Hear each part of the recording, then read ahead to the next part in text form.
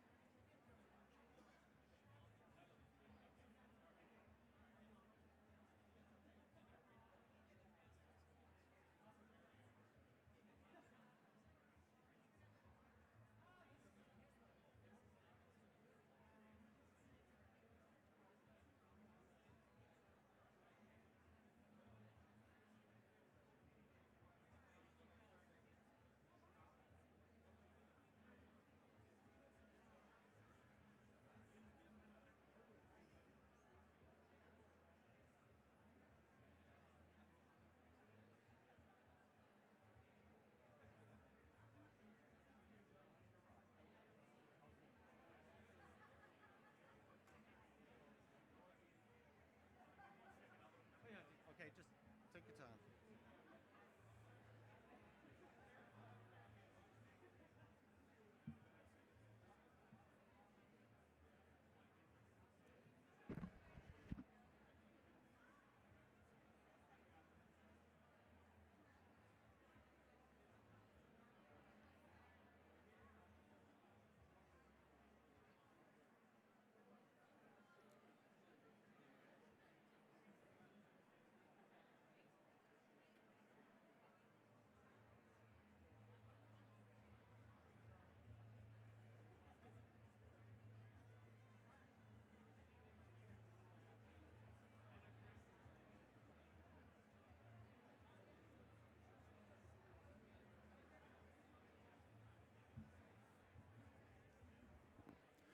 Good morning, everyone.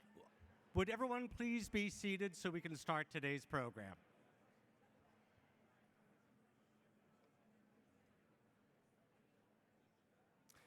Good morning and welcome to the 2015 SID Annual Conference. I'm Byron Radcliffe.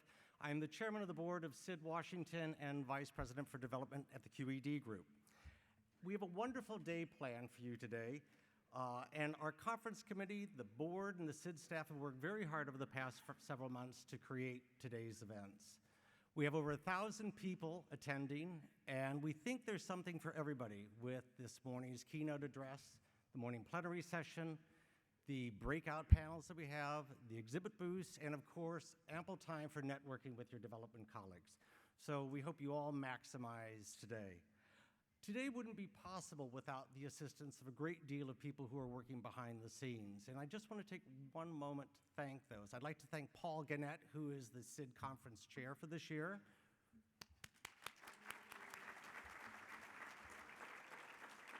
as well as the conference committee and the SID staff and volunteers who have worked hours behind the scenes, especially over this past weekend, in getting everything together. I also would like to thank our sponsors who also made today's possible. And I'd like to recognize our platinum sponsors, Apt Associates, Arizona State University, Chemonics, Creative, and DAI.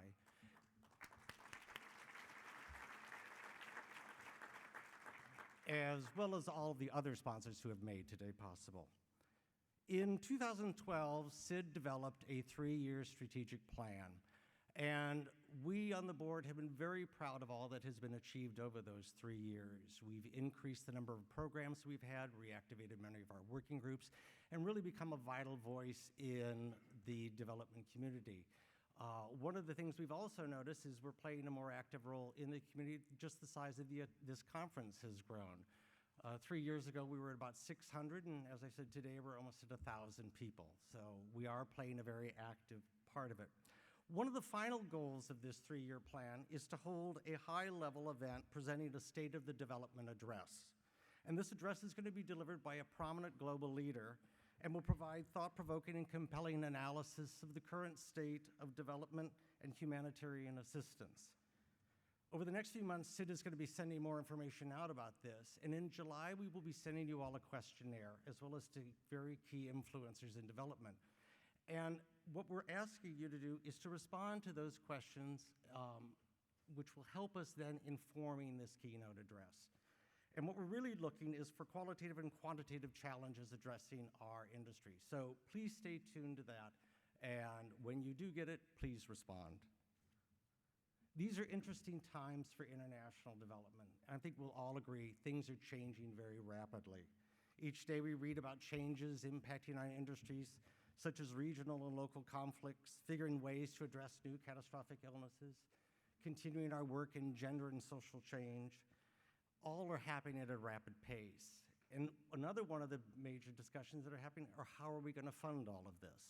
This has caused all of us to change our thought patterns, and is really making us think differently than we did 5 to 10 years ago. We now regularly talk about innovation, collaborative learning, increased private sector involvement, local solutions. While change can be challenging, it can also open an opportunity to us in the future. And that's one of the things we're going to be looking for today is what are those disruptive things that will bring us new change and new impact? All of you know, too, that USAID itself has undergone quite a bit of change recently, with Raj Shah leaving earlier this year and Ambassador Lenhardt agreeing to accept the role as acting administrator. We're very pleased to have today Ambassador Lenhardt, the acting administrator of USAID, to tell us a bit about what he sees as the challenges and opportunities ahead for the agency, and what he thinks will be important milestones in the coming months and years ahead. After his remarks, we'll open the floor to question and answer. Ambassador Lenhardt has had a very interesting and varied career. He's been the ambassador to Tanzania. He's a retired Major General in the U.S. Army. He's worked for the for-profit and nonprofit world. And shortly before the 9/11 attacks, he was appointed the 36th Sergeant at Arms and doorkeeper of the U.S. Senate. He's the first African American to serve as an officer of the Congress. His knowledge of military affairs, security, and diplomacy no doubt have given him a unique perspective as acting administrator. Ladies and gentlemen, please welcome Acting Administrator Lenhardt.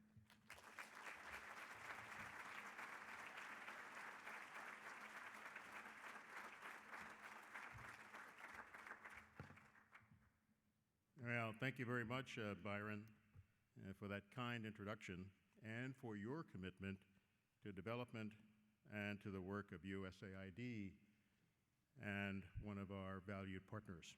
I also want to thank Catherine Rafelson, President of SID-Washington, for steering this great organization, Catherine, and being such a good partner to USAID. Thank you both for inviting me to this important day of discussions. I'm truly honored to be here. Now, one of the most common questions I received over the past 8 months has been, after more than 30 years in the Army and having served as ambassador to Tanzania, why did you come to USAID? Well, to me, the answer is simple. Having deployed across the world, I have seen how the United States' development efforts represent truly the vanguard of our national and economic security. Because time and time again, we have seen the intersection of extreme ideology, extreme poverty, and extreme climate routinely push millions of people to the edge of survival and challenge our collective security. To confront these realities, USAID is focusing as an agency with renewed energy on answering President Obama's call to end extreme poverty by the year 2030. In doing so, we are taking aim at the greatest threats of our time without firing a single shot. As you discuss extreme poverty, inequality, and their implications throughout the conference today, I want to acknowledge what is at stake. And I think in many ways I'm preaching to the choir, so I don't mean to, but I think it's important for us to keep in mind what it is that we are focused on and why it is so absolutely critical. During my recent travels, I saw some of the many challenges we collectively face in the world. In India, I met a woman who has lived for over 45 years in an urban slum with 3,000 other residents that until just months ago did not have a single latrine, and unsanitary conditions have led to frequent illness. In Colombia, I met a man who was pulled from school by a violent militant group at age 15, where he spent years hungry and cut off from family, fighting in a war that was not his choosing. In Nepal, I visited a remote village where most of the homes were flattened by the recent earthquakes, where people are forced to live in open spaces because of the threat of additional shocks. We see this around the world in far too many places and far too many times. In urban slums, children are lost to agonizing but preventable infections. In refugee camps, children's growth is stunted and their education is halted. And on dusty plains, children cry as they waste away from chronic hunger and disease. Entire generations worth of potential is left on the sidelines, and entire communities are cast back into a vicious cycle of extreme poverty. At USAID, we firmly believe we can break this cycle and end extreme poverty. To get there, we must generate economic growth that is robust, broad-based, and sustainable. We must connect the poor to markets and public services, and we must not leave a single person behind. As we strengthen markets and people rise from extreme poverty, we must also strengthen the institutions that form the bedrock of resilient democratic societies. We must foster legitimate and effective governance in these institutions, not only to protect a nation's people against inevitable shocks and stresses, but also because, as we all know, and American values teach us, it is the right thing to do. We stand firm in our belief that this is the right path, even as we see more closing spaces around the globe. Since 2012, more than 50 governments have introduced or enacted measures restricting civil society, ranging from the delay of registering a civil organization to the imprisonment and physical harassment of those who do the work. USAID works through President Obama's Stand with a Civil Society initiative to maintain and support the civil society organizations, to foster innovation, partnerships, and support for the activities of independent civil societies. as we tackle these ambitious goals of ending extreme poverty and promoting resilient democratic societies. USAID has also re-examined how we fundamentally operate as an organization. Over the past 5 years, we have rebuilt our policy and budget capabilities, adopted a rigorous approach to evaluation and transparency, hired more than 1,100 new staff, and focused laser-like on delivering local solutions that have enabled us to partner with hundreds of local organizations. Through Power Africa, we are working to bring electricity to at least 60 million households and businesses across sub-Saharan Africa. Through Feed the Future, we have helped 7 million farmers boost their harvest with new technologies and management practices, and improve nutrition for more than 12 million children, all in the last year. Through our first ever water and development strategy, we will sustainably improve the water supply for 10 million people, as well as improve sanitation for 6 million people. And through the Global Development Lab, we have received 15,000 applications for our competitions, with 544 innovations funded and implemented in the field.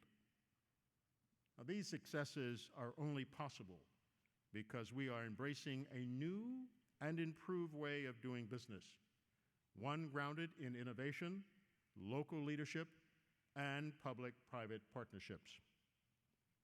Which brings me to what I believe is the most catalytic piece of USAID's new way of doing business, namely partnerships.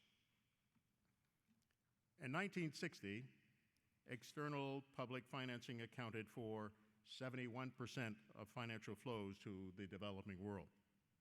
Today, it stands at 9%, and domestic public revenue has tripled since the year 2000. And not only does development financing look different, but so does the very nature of our challenges. From refugee crises to the spread of disease, we must tackle horizontal problems that span borders and continents. And when we try to solve any of this alone, we rarely have more than a vertical impact. So today, we need to approach the work of USAID and other donors not as the only or even primary source of development impact, but as catalysts. And we have already seen when we do work as catalysts and partner to solve problems, we create positive change on a far greater scale than ever before. Through Power Africa, we have leveraged more than $20 billion from the private sector for new on- and off-grid projects in sub-Saharan Africa.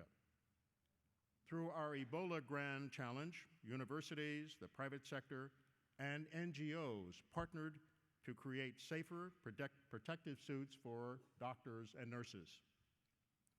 Through Feed the Future programs in Bangladesh, we have partnered with local governments, the private sector, and civil society organizations to reduce children's stunting by as much as 15% in the last 3 years. And with our Making All Voices Count Grand Challenge, USAID has partnered with other donors and a philanthropic investment firm to amplify citizens' voices and enable governments to stand up, open up, and respond.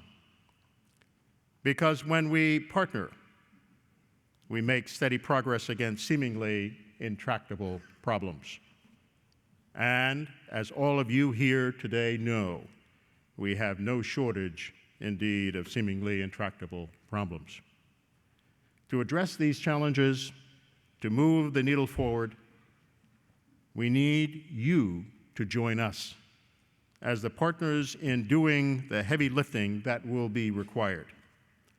Together, let us open doors to innovators around the world to define the challenges, test our ideas, and scale the solutions.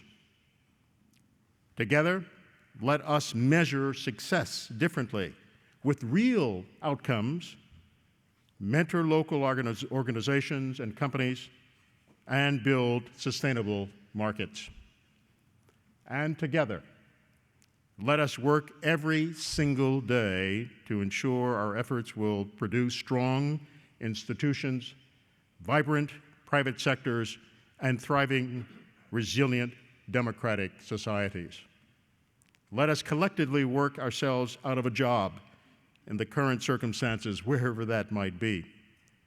Help lift up a recipient country or community to middle income status, and then go next where we are needed most. Finally, lest we forget, we should pause to acknowledge the remarkable progress made against the Millennium Development Goals. But it must not be more than a pause, because now, at this moment, we have an unprecedented opportunity to lift the remaining 1.2 billion people out of extreme poverty, out of slums, out of hunger, and out of impossible choices. The post-2015 Development Agenda and Financing for Development Conference are our moment for setting the proper compass points and methods for the future we seek. We must seize the opportunity now and define a new sustainable vision of global development. Let us compel and inspire the change we seek to achieve. Together, let us answer the President's call to bring an end to extreme poverty and create a brighter future of prosperity and security that eludes so many people around the world today. I thank you very much for your kind attention. I thank you also for the work that you do day in and day out to make the world a better place. I understand clearly how important our missions are wherever we are in various parts of the world. It is part of the American value system. It is part of our moral responsibility that we reach out to people around the world and help them. But one of the things that I will quickly add is that it inures to our own prosperity, our own security. And so it really is a balanced equation. The quid pro quo is that it comes back to us. And we can talk about any number of places around the world. We can talk about Europe after World War II. We can talk about South Korea after the Korean War. We can talk about Japan after World War II. Again, we can talk about Brazil, and as much as we have done around the world, that comes back to us in plentiful ways. So I thank you, Catherine. I thank you also, Byron, for inviting me to this august group. I thank you all for your kind attention, as I said earlier, and have a great conference. Thank you, Acting Administrator Lenhardt. We now will open the floor to questions and answers. We have volunteers who are out in the audience with microphones. If you'd like to ask a question, please raise your hand, and one of our volunteers will go to you with a mic, and please state your name and organization as you do it. Okay, Jeff?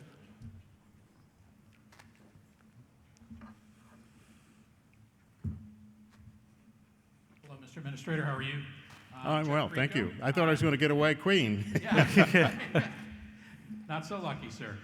All right, first, 15,000 applications for the Development Lab. That's a huge number of applications for projects. So how do you plan to measure the performance impact of the innovations that you select? And then will you provide those results from those innovations transparently so that others, whether they're successful or not in implementation, so others in the room could look at those innovations and see what they might apply to their own programming? Yeah, absolutely. Thank you for the question. And all of this, as I mentioned before, we are very much about the business of deciding and assessing beforehand what are the outcomes that we want to see, and then figuring out how do we measure ourselves against the outcomes that we hope to achieve. And so all of that is done transparently. It is done in a way that the assessment, if it in fact we determine that it is not working for us, let's then reshift, reorder, or for that matter, depending upon what it is, we may have to walk away from it. Now, in answer to the question as to the availability of those assessments, they are, in fact, our evaluations, both independent as well as work that we do internally, are available online. There is an application, and I don't have, at this point in time, what that might be in terms of the application, but you can go online, see what there is in terms of the various programs, and judge for yourself the fact that we are testing, we are assessing, we are evaluating, and we're making that public. One of my guys here later on, Susan or someone else, can give it the application. But I've used it myself just to see whether or not it is working. And so all of that information is there. We had truly become a more transparent organization because we understand that that is the way that we're going to improve. That's the way we do business differently, building on the success of the past, but thinking about how we project towards the future. Thanks for the question. Okay. Another question? All right, way over there, on the far side.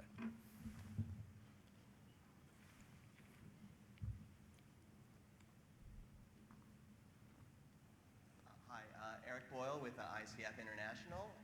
We had met earlier this year, Ambassador, you had talked a lot about your drive to make management one of your top priorities, if not your top priority, and also institutionalization of some of the changes that had taken place in the years before. Could you give us kind of a scorecard and update, speaking of transparency, now about where you are? Yeah, thanks. I will tell you that I'm not where I want to be simply because we've had a few challenges. I now am working 2 jobs, basically. But management is the key. What we have to do is decide what are the priorities as an organization that we want to ensure survives not only the change in personality, but also a change in administration. And then to institutionalize, get those deep-seated as quickly and as well as we possibly can, either in legislation, as we're trying to do with Feed the Future, or developing a constituency around that particular initiative or priority and ensuring that it's going to survive, as I said, the next administration. The other part of that is it provides a modicum, as I use the term, a modicum of stability, expectation for the organization so that we are not continually whiplashed, from one direction or the other, as much as to say, these are the things that we understand are important to us, a priority, and these are the things that we are going to achieve, and those are the things that we're moving on. It's not going as quickly as I would like, but then again, I'm a very fast-paced guy, and so I expect results, in short order. But the process is well underway, and we've got 18 months. I keep telling my staff, 18 months to get these things locked in as much as we possibly can. I would tell you the good news is that we enjoy strong bipartisan support on Capitol Hill. We enjoy, many of you in this room, if not all of you, are strong partners of USAID. And so I am optimistic that we're going to be able to get a lot of this stuff done. Raj Shah, during his 5 years, did a great job of coming up with a number of reforms for the organization. There are a number of initiatives, as you all know, that Raj was able to bring about. What we've got to do now is figure out how we get those deep-seated. And as I said earlier, we are going to think through the priority. That old adage, if everything's a priority, then nothing's a priority. We truly are about the business of determining what is important. And maybe they won't all survive. In fact, I don't think they all will. because it simply isn't possible. So that's what we're trying to do, and it's not happening as fast as I would like, but it's happening. Does that answer the question?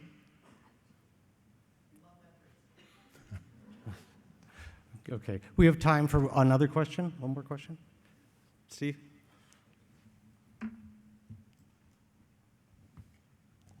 you very much for your comments. I'm Steve Mosley from the United Nations Association. Thank you very much for talking about how important the MDGs have been, and this is our moment, I think you said, to get behind the SDGs. I spend most of my time helping build a larger constituency across the country for that purpose and to relate global issues to the local issues, as in Baltimore, for example. Could you say more about what your administration, what AID and the president are doing to try to make sure that the Ethiopia meeting is successful, and more importantly, I guess beyond that, what AID will do to be a key player in supporting and leading some of the SDGs going forward? Yeah, thank you, Steve.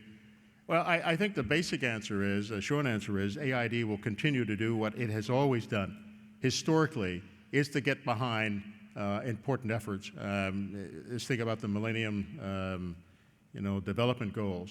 Very strong supporter of that initiative, and they just about coming to its conclusion. But there are a number of things that we're doing to ensure that we have what we require, and certainly what we focused on, everything from financing for development, ensuring that internally we're focused on the right things. There are a number of documents that we're also pursuing, not the least of which is the QDDR, as well as the new strategy, the President's new security strategy. But also, as I think about it, in terms of the programs that are underway, and as I mentioned, bipartisan support, those things are all happening. Those things are in place. What we've got to figure out, Steve, is how then do we partner to ensure that we can do this more horizontally, as opposed to, as I mentioned, this vertical slice that we traditionally have done. It's much larger. The best thing we can do in terms of there isn't enough development money out there to do everything that's required. So what we've got to figure out is how do we inspire, how do we bring about this partnership with the private sector that can in fact do the horizontal focus and then the horizontal lift to bring about development throughout the world. So my comment to you, I guess the bottom line is, we are committed to ensuring that the new strategic or the stabilizing development goals, sustaining, I'm sorry, I could get getting my S's. The sustainable development goals are, in fact, something that we are embracing. I'll tell you what the issue is, Steve. There are so many of them. That we've got to figure out, how do we get a better focus? Now, I'm not going to say selectivity and focus, because I'm not going to in some way suggest now that we're going to eliminate any of those, because, as you know, they were set up by countries themselves, and there's a great commitment to that. So we're going to have to figure out what we can reasonably get done, as opposed to all, I think it's 117, plus as many as 17 that's objectives, plus I think there are 17 major goals. It's too high. It's absolutely too high, but we've got to figure out what we can do. Bottom line, USAID is committed to it, and we will embrace it as we have in other programs throughout our history. And the success that I hope to see is something that we'll have to look forward to the future. But I will hold up that reflective mirror back to you in this audience, saying that we need partners. We need people to come join us, work with us, in bringing about what we hope to be a better world, a world that we all realize that through development we can achieve. Okay, we have time for one more question. Way on the far right there with the hand up against the wall. Byron, I promise to be shorter. That was too long. That's one. right. Hi, Spencer Schecht, American University. The last few years have seen an incredible groundswell for climate action, and this year we're expecting the treaty out of Paris. What is USAID doing, and what can we do as practitioners in this room to advance mitigation and adaptation of climate change? Yeah, that's a great question. It's one that we are certainly trying to figure out how best to approach this. I will tell you that we have to integrate it into everything we do, and that climate change, climate adaptation becomes part and parcel of every program that we undertake. It's going to require that kind of commitment, that kind of focus. Needless to say, we've got enough support, both from the Congress, but also from the administration. We've got to figure out then, how do we do this? Much like we've done with other initiatives, from gender to doing what's right with LGBTI and as many other programs and many initiatives, how do we best integrate so that we can cross-fertilize and ensure that everything we do takes into account this very critical and very important issue, initiative, and opportunity, moreover.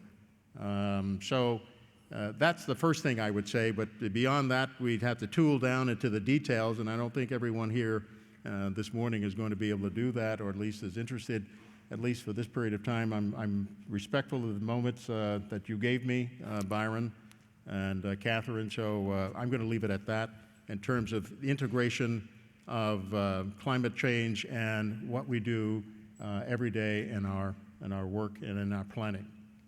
Great. Ladies and gentlemen, I would like you to join me in thanking Acting Administrator Lenhardt for his time. Thank you. Thank you.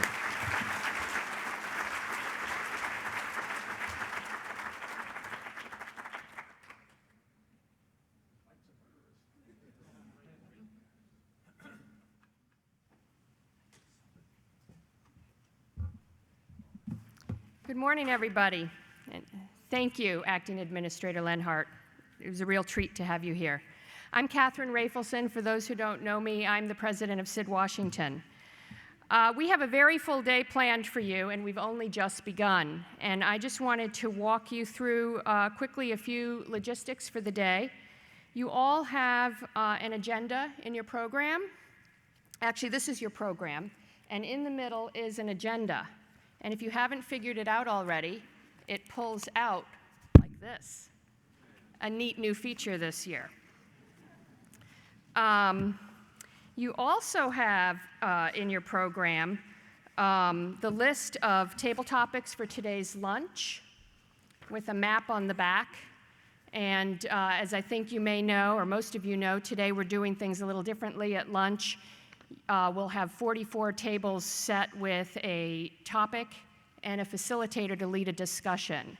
That will take place in this room, and you might want to take a look at this ahead of time to figure out which table you'd like to go to.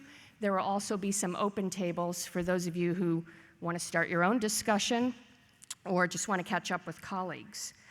Another important point is that this year we have a mobile app, and hopefully some of you or many of you downloaded that at registration.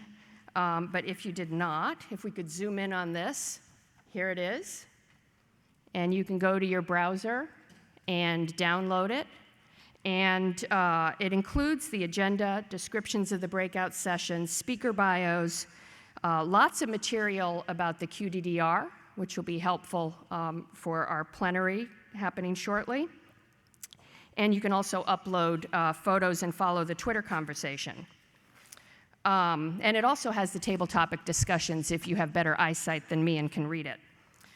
The exhibit hall across the corridor will open shortly. We have 50 booths and tables. They're always really interesting, so I hope you'll plan to visit. It will be open all day until 5 o'clock, so please don't forget to do that.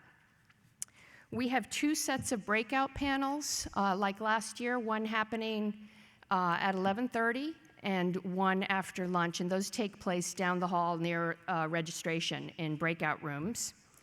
The one at 11:30 will start right at 11:30, and so that happens right after a break. Please do move down there, keep track of the time, because they will start promptly, and I forgot my cowbell this year, so I can't ring it to move you along. We also have an afternoon session. There is one change to our program. Unfortunately, our afternoon keynote, Hugh Evans with the Global Poverty Project, had a death in his family over the weekend, and he had to go to Australia. We're very sorry for him for this, but he offered as a replacement his number 2 person, Simon Moss, who is his managing director of programs, an excellent speaker. They're a really neat organization, and he's going to give a terrific talk and presentation today at 4. So that is one change to our program, but I hope most of you will stay around for that. And then right after that, we have a reception at 5, which takes place across the hall, and should be great fun. And I hope you'll plan to stay at that. You all have drink tickets. Everybody got one drink ticket to use at the reception. They're not good at the local bars. And those are in your name tag holders. They look like this, and I have a whole bunch in my pocket, so anyone who's nice to me gets extra drink tickets. So on that note, I'd like to continue with our program and introduce Chloe Schwenke. Chloe is a member of the SID Board of Directors, and she's also on our Rice Award Committee, and she's going to present this year's Andrew E. Rice Award.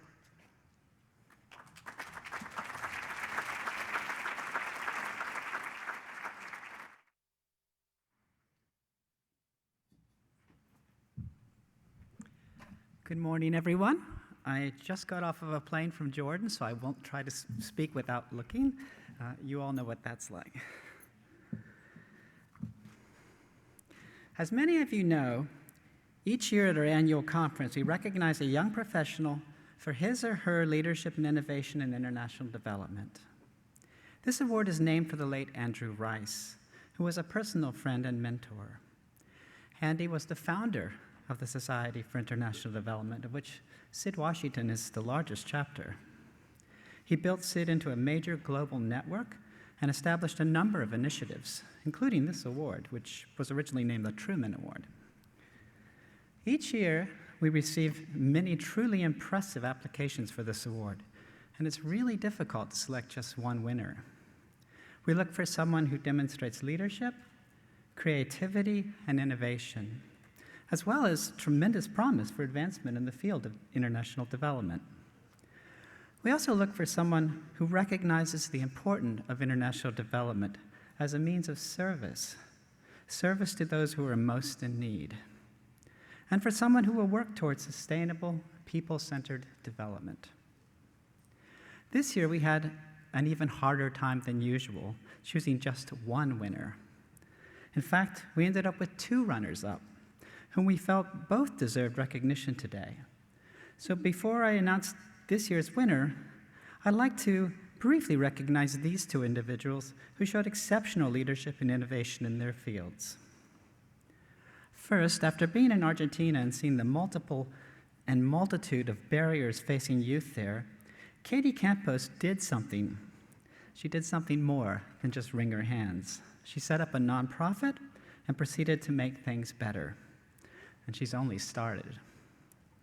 And Luther Jeek took issue with the small cluster of elites who had a lock on information technology and information in Liberia. He broke that open by being one of the founders of an initiative, an IT lab for the people, that turned the tables upside down. Katie and Luther, please come up.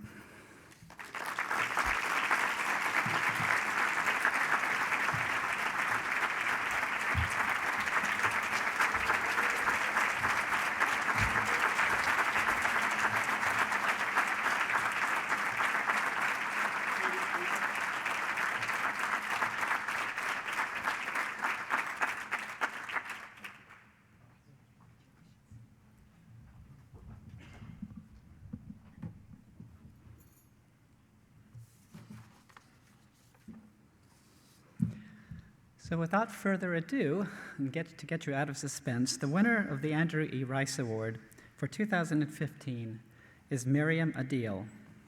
Miriam is an economist from Pakistan. She's now employed at the World Bank. Not content with getting the better of an entrenched patriarchy with just 1 master's degree, she went on to earn a 2nd master's. Good enough isn't Miriam's way.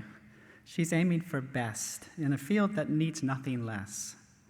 It's indicative of the drive, energy, and diligence that distinguish this young woman. Miriam saw a problem, one that most of us have noticed and just assumed would always be there. She calls it the last mile, the place where so many development initiatives fall apart before the power to generate positive impact is fully realized. Miriam decided to do something about it, something innovative that drew upon the emerging power of technology to raise awareness and change behavior.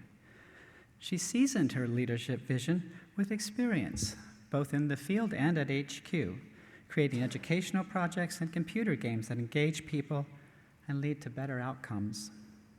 In short, Miriam impressed all of us on the committee as a natural leader, a leader with an exciting vision, one that energizes international development by drawing upon her own creativity, boundless enthusiasm, and an abiding passion for computer gaming. It was something her fellow students could relate to, and together she and some of these students launched GRID, the Gaming Revolution for International Development. Now, thanks to Miriam and her colleagues, we can add some exciting and fun games to our tried and true development toolkit, the contents of which are not always known for being fun. Miriam's professor, Sean Roberts, the director of the GW International Development Studies program, described her as, quote, the best student I have ever had the pleasure of teaching, end quote. That's high praise indeed. He went on to predict that Miriam will be, in his words, an important figure in international development. It's pretty clear to me and to all my colleagues on the Andrew Rice Award Committee that she already is. Please welcome Miriam.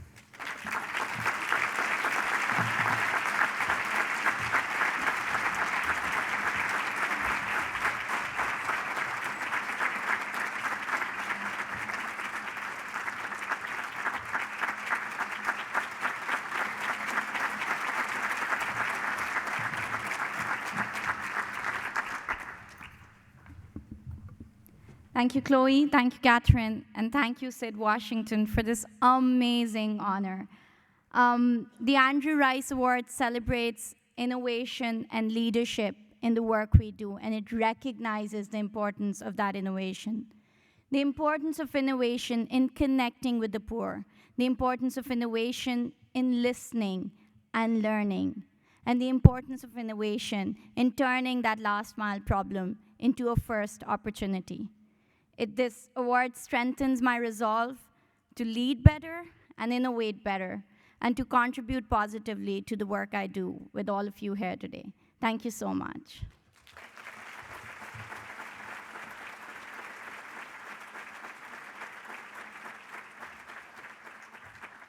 Thank you, Chloe. Thank you, Chloe, and congratulations, Miriam. Good morning, everybody. I'm Paul Gannett with ACDI VOCA, and I've had the pleasure of working over the past months with Catherine, the SID-Washington team, and the SID-Washington board. You should know that you've got fun, smart people working on your behalf, and it's a pleasure to be here today. Last year, SID-Washington held a member event around the QDDR. You'll forgive me, I have to say this, the Quadrennial Diplomacy and Development Review. Got that out of that way there. So today we're going to have a QDDR plenary. I want to emphasize how foundational this whole movement has been to bring the State Department and USAID onto the same page and the same program. According to Secretary of State John Kerry, the QDDR is a blueprint for the next generation of American diplomacy, a product to guide a modern State Department and a modern USAID, to narrow the distance between Washington and the front lines. So we're going to hear from some key players this morning as they discuss the QDDR, and then we're going to open up to questions from the audience because, as Secretary Kerry said, it has to connect with all of us to be effective. Larry Cooley is going to moderate this panel. He's known to most of us as Larry. He's the founder and former CEO of Management Systems International, and he not only ran MSI from 1981 until just a few months ago, but he also sits on the SID International Governance Board. He's on the Executive Committee of the Professional Services Council. He directed USAID's Implementing Policy Change program, and much more, although he asked me to make the introduction short because he's going to introduce his panelists very briefly. But I want to tell you that Larry also worked for the World Bank, the UNDP, and he was a Peace Corps volunteer. But he's one of our most respected colleagues. He's going to introduce his panel and lead what I trust will be an insightful panel discussion on the QDDR and its status. So let's take a moment. We'll clear the podiums off the stage. We'll bring the panelists up and welcome the panel.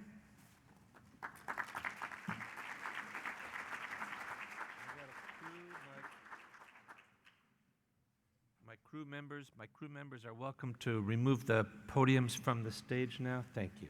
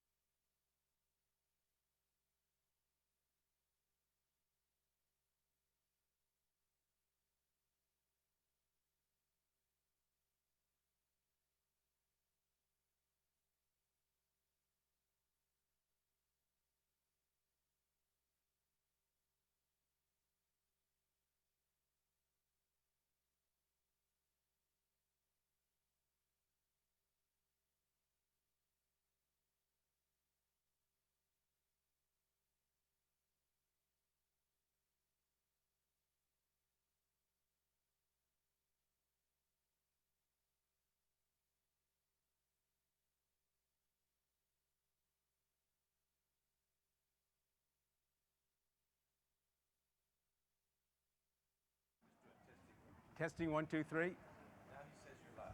Okay. Good morning, everybody. You are. Yeah. Thanks for being here, and thanks even more for your support for SID. We're going to try and stage a very lively conversation about the QDDR over the next hour or so. And if I can indulge a fantasy, think more Charlie Rose than academic seminar on this. The notion is to take an 88-page, well-written but government report and try and make this come alive for all of you, not only in terms of trying to reprise what it says, which we won't principally try to do, but instead to try to have you see why it matters and where some of the challenges are lying ahead. The format, as I said, is very informal. We're going to stage this almost as if you weren't there. Forgive us for that. And then for the last 20 minutes or so, we'll open it up and invite you to join the conversation. I couldn't have a better panel for this purpose, and I'm going to introduce them very briefly. I suspect that many of you know many of them. Some of you may know all of them. Tom Perriello, who led the whole process that resulted in the QDDR, continues to be the special assistant for QDDR at the State Department. I have to say, having watched people do these tasks before, it's an incredibly thankless task, and he's done this with great charm and with incredible inclusiveness, and I've heard nothing but compliments for what you've done, Tom. Congratulations on that. Before that, Tom was a congressman from Virginia, special advisor to the prosecutor of the Special Court for Sierra Leone, and CEO of Center for American Progress Action. Welcome. Susan Reichle is no new person to all of us. If anyone represents in many ways the face of AID to this community, you've been that, and you've done that for a long time and with enormous grace and willingness. Thanks for doing that. And that includes not only on easy issues, but on tough ones. Susan now serves as counselor in USAID, which for those of you who don't know is the highest ranking foreign service officer position, and was prior to that served in a number of posts as mission director, Colombia, Haiti, Nicaragua, and Russia. Pat Morris has been associated with several of our organizations. I would like to have said MSI was one. MSI is not one, but that was our fault, not hers. And now serves as president of Women Thrive, which is an NGO advocating for change in Washington and around the globe so that women and men can share equally in economic prosperity and more. Before that, Pat's been very active in the peace building community, and she was the head of something called Peace by Peace, which is a global network on peace building. She was at DTS, at Creative, and at Interaction. Welcome to you, Pat.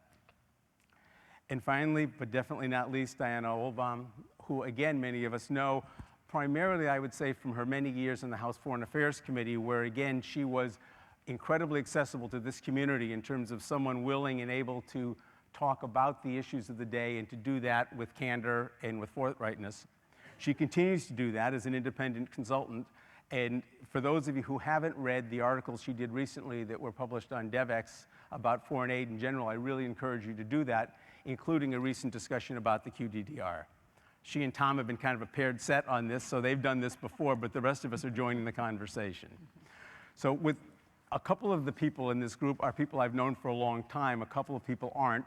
I'm going to try to pretend I know them all equally well and apologize for calling them by their first names and for interrupting them as we go along. But I want to try and push with some of the questions I would have been asking if I'd been in your position on this and trying to get beyond the sort of fluff that often goes with this sort of conversation and dig a little bit deeper. I've encouraged people to be as candid as they're willing and able to be, including with disclaimers if they feel the need to do that.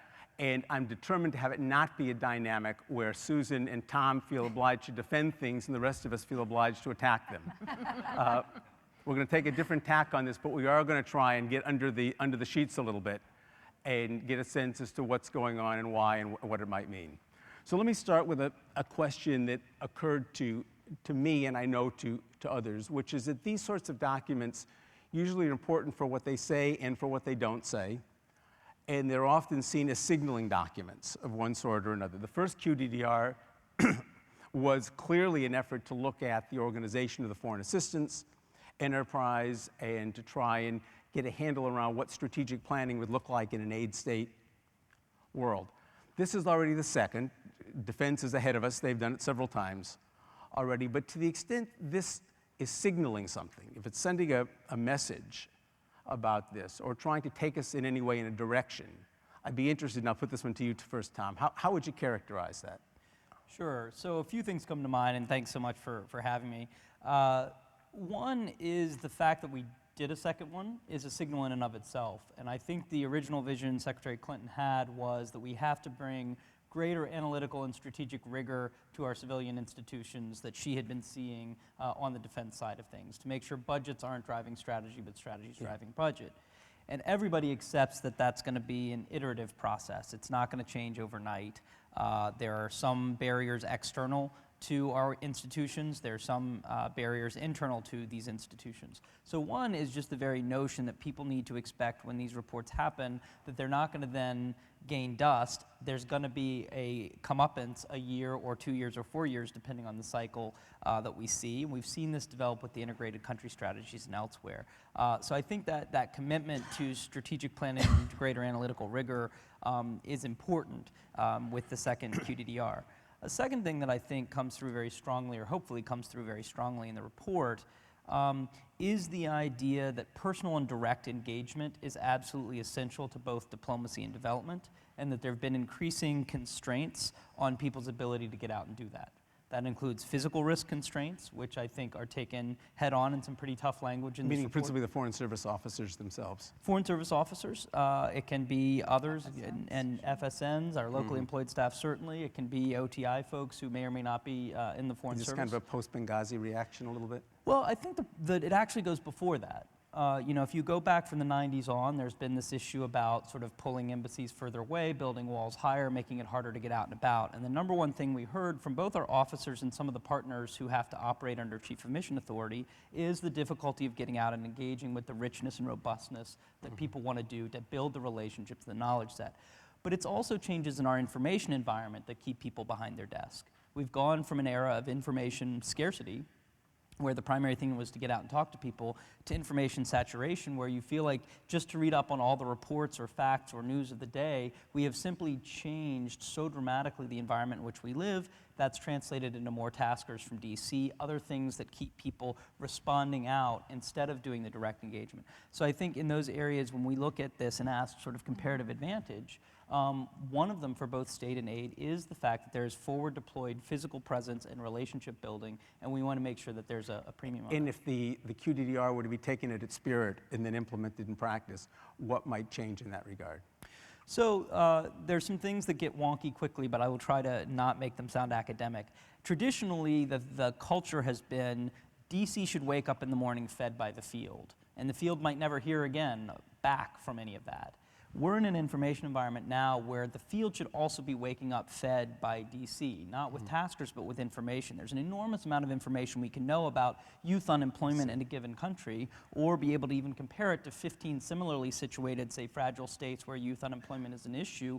And a lot of that information can be produced and understood and leveraged and handed to the field so that the field is putting a premium on ground testing that with actual human beings in that country. So if we think about that information development and filtering as a partnership between the field and DC, and I think aid, frankly, is ahead of state on this and has been working with doing a better job on data and diagnostics, doing a better job of trying to get that relationship right. And what about on the high walls thing that you were talking about? So there are a couple things mentioned in the report. One is actually a secretary-led conversation with the Hill on risk tolerance. The other is an agility review to look at ways that we can look at everything from platforms we're operating out of, ability to get people in the field quickly, et cetera. The world is simply operating in a space where it's difficult. You know, a couple of weeks before I took this job, I was in southern Turkey in an NGO capacity, and could move around Gaziantep and Antakya and others, engaging with Syrians in all sorts of different capacities. I come back 3 months later as a USG official, and you would think that I was going through an active war zone in a town that, quite frankly, has German tourists going to the Mosaic Museum every day, right? So when we think about that ability, there are a number of things that we're looking at and how we can operate, because again, we believe that when we're actually interacting with the people who we are trying to engage with diplomatically, who we want as local partners on development, that our information's going to be better, our relationships are going to be better. Diana, let me turn to you for a second.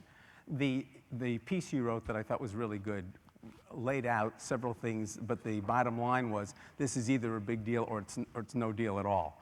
Why don't you speak to that set of issues for a second, if you would? Thanks, Larry. In my discussions with people on Capitol Hill, what I'm sort of hearing is a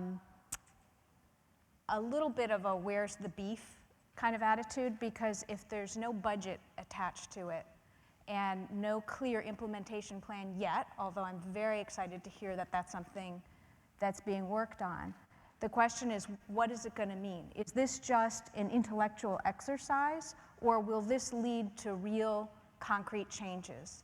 And for that to happen, they'll need to not only see an implementation plan, but individuals tasked with responsibilities to carry out pieces of it.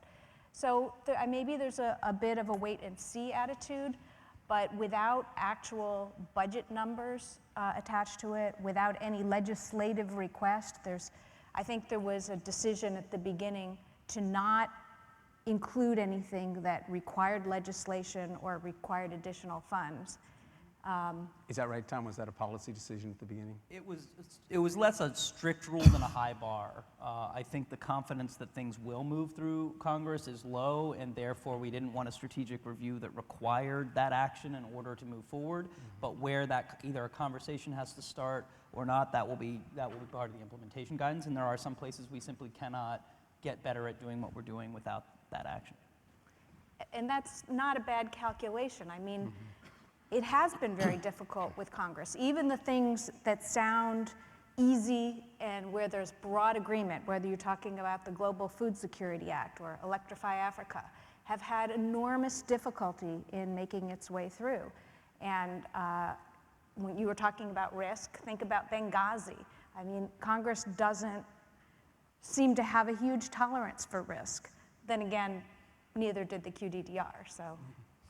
Susan, let me ask you a question on this. So for those of you who haven't had a chance to read it yet, there are 4 substantive priorities in the QDDR. The first one is preventing and mitigating conflict and violent extremism. The second is promoting open, resilient, and democratic societies. The third is advancing inclusive economic growth. And the fourth is mitigating and adapting to climate change. So extremism and conflict, resilient democratic societies, economic growth, climate change. It's hard if you're in this community not to see a mismatch between that and the way budgets are currently allocated. Again, to go back to the notion that these are signaling documents often, if this thing were picked up in its spirit and in its substance, would you expect it to be reflected in growing budget allocations to some of the areas I just listed? Well, I think if you look back on the first QDDR, for example, and you see what we signaled were important changes, right? The reforms which actually came from this community, that we needed to get, strategic planning back, we needed to get policy back, policy development back into the development community, that we needed to really be focusing on evidence, and as the question in the previous panel about, what's a high quality evaluation to show whether interventions at the lab is fostering works or not. None of those interventions involved resources. And so I think what's unique about the QDDR, and Tom really spoke to this, is the process. And we then took the second QDDR to say we can't focus on everything, but what are the things that we know in today's complex world that we need to signal, that we need to be focusing on as a community, and as Ambassador Lenhardt just spoke about in the opening, in really partnering in order to move the agenda forward, focusing on issues of fragility, countering violent extremism, making progress on climate, frankly, the way that we've made progress on the issue of gender. These were things that we spoke to, that we wanted to signal to the community are important. And while some may read into it that, yes, we don't have the resources dedicated to that, for example, economic growth, we don't talk about economic growth in traditional terms. We really look at the prosperity agenda as partnership, as we've done with all of you and with countries and governments around the world on Power Africa, as the ambassador spoke to, where we're partnering $20 billion that we're able to leverage. So it's really about how we're working differently in this new complex world. So it would be a mistake, or it wouldn't be a mistake to take this line, that in recent years there's been a very big emphasis on health and in population and HIV/AIDS and so on, that one way to read this is an effort to rebalance the equation. Namely, there's some things that kind of fell off the end of the table a little bit that way, and we're trying to make a statement that we're trying to bring them back. Do you think that would be an overreading of it? No, I think that's exactly right. Obviously, global health, largest part of our budget, obviously partnering with all of you, an important element as we all work together to really deliver on development results. But global health by itself is not something that's going to move the needle. We obviously recognizing the important role of civil society and governance in order to achieve those objectives. So it's really talking about development in a much more integrated way than I think we have in the past. Can I come and just say a good news and a bad news point on this? I think one of the smart things that that the leadership did on both the state and aid side, and they made this decision before I got there, so I'm not patting myself on the back, was to co-locate this underneath the Deputy Secretary for Management and Resources. So rather than these being sequenced in a way where it's like QDDR is this sacrosanct period and then a budget review begins, we were actually informing that budget process with all of our findings from the field on a real-time basis, and working with Susan, working with Raj, certainly Alex Thier's office. So this was done more as a conversation, so that during some of the budgets that have come out. That part's sort of invisible to the rest of us outside, as you might imagine. Right. So I think you've already seen that get reflected. The bad news, I think, is, and this comes back to something Diana said, is there are actual constraints on our ability to move money based on strategy. And one of the things we saw with the integrated country strategy process was times where a chief of mission would bring everyone together, they'd look at all the problems, she'd set a priority and say, we need more on governance, and then have to proceed to cut the democracy and governance budget because of what things were earmarked and what things were. So it is absolutely true that there are significant constraints on how much we can simply say, okay, this is a strategy, therefore we're shifting. But the good news is I think we're getting better at trying to integrate those into a single conversation. I promise I'm going to come back to that issue. I want to turn for a second, though, to one of these questions of something that, in a way, isn't in the document. If you compare the conversation about gender in the first QDDR to the conversation in the second, I think you could characterize it this way. It was teed up as a kind of explicit objective in the first QDDR, and it was incorporated as a mainstreamed issue in a more, at least that's the way it seemed to me, in the second QDDR. Now, based on the history this community has with issues that have gone from being on their own to being integrated to being mainstreamed, my own feeling is that that's a mixed blessing sometimes. It either can speak a great victory, namely that you've gotten to the point that it's now embedded in a range of other things, or it basically foreshadows a lessened intensity, an inadvertent lessened intensity on something important. How did you, and to the extent you can speak for them, the larger community concerned with gender issues, react to the QDDR on the issue of gender? Yeah, I mean, thanks a lot, Larry.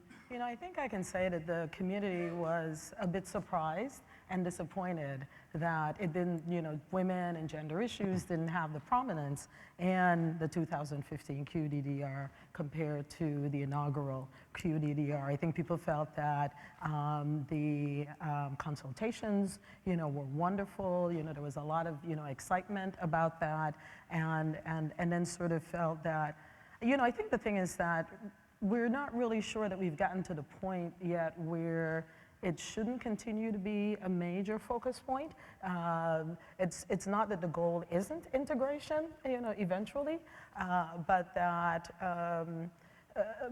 it's, you know, sometimes when there aren't clear, you know, there isn't like a section in the document that really talks about cross-cutting issues and how you're going to sort of integrate those. Because for the four major areas that you have for the 2015 that you just mentioned, Larry, right? The integrated economic growth, the climate change, the resilience and democracy, all of those areas are, and countering violent extremism, have clear you know, gender implications, and gender roles and responsibilities also affect those pieces, right? We've seen, for instance, programming that's been done in Bangladesh and in North Africa, in Morocco, that in fact programming that really focuses on women and gender issues have actually reduced you know, violent extremism, right? In Morocco, they've been doing, you know, training for women as imams, you know, and those kinds of things. So we know that all of these areas have significant, that gender has significant impact on us being able to be effective and successful in the work that we do, both on the diplomacy and the development side, for those four areas. And there's not as much language, there is mention, but there's not really, you know, I think enough of a focus and not real clarity then on how you're going to mainstream, right? And so, you know, in addition to all of the, you know, connections in terms of budgets and those sort of things, also how the work is going to be done and, you know, who's going to be held responsible, you know, for this, you know, are pieces that are missing. But I think the good news is if you are going to do, you know, more of, you know, an action plan next, you know, that can be addressed. All right. Yeah, did you want to say something? Yeah, so we really appreciated the report that came out and all the input during the process. And I think because one of the themes of the report is accountability and better diagnostics, we actually did run data this morning, and gender, women, and girls is mentioned with an equal % of time in this report as the last report. And what we did do, and I think it's a failure of writing on my part to have communicated this more clearly in the report, is to say nobody's off the hook on this. If you're working on economic issues, gender is mentioned in every subchapter, right? So the idea is this is not just the GW office's job. This is, if you're working on economic issues, you better be thinking about women and girls. If you're working on preventing violent extremism, you better be thinking about women and girls. If you're thinking about inclusive economic growth, so that was meant to be the spirit that we tried to communicate, which I think is a failure to communicate on our part, at least for some audiences. I think combined with the fact that Secretary Kerry's second cable as secretary was on women and gender, saying, hey, this isn't going away just because Secretary Clinton left. So I think the overall effect that we're trying to send in the building, and the devil will always be in the details of implementation, is to say everybody needs to be waking up every day. If you do diplomacy and development and thinking about this, So we do want to communicate that, and I think that's certainly the priority of the leadership at both state and aid. So I'll take the blame for any shortfall in communicating that, but in the implementation will be another place I can come together. And if I could just comment, just because the difference between, I think, the first QDDR, which was 200 pages, and obviously a lot of depth on a lot of issues, and this QDDR, to Tom and his team's credit, getting it down to 88 pages. So if you haven't read it, it's a good night's read.